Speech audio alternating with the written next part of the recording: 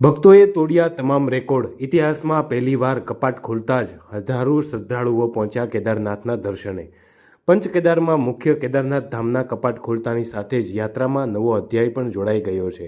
શુક્રવારે કપાટ ઉદ્ઘાટન પર ધામમાં 29,000થી વધુ યાત્રાળુઓએ બાબા કેદારના દર્શન કર્યા હતા। ઇતિહાસમાં પહેલી વખત એવું થયું કે આ અવસરે આટલી મોટી સંખ્યામાં શ્રદ્ધાળુઓએ દર્શન કર્યા।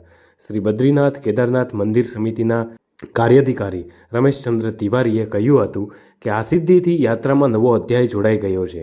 પહેલા દિવસે જે રીતે શ્રદ્ધાળુઓનો ઉત્સાહ જોવા મળ્યો છે તેનાથી આશા છે કે આગામી દિવસોમાં શ્રદ્ધાળુઓની સંખ્યા વધી શકે છે।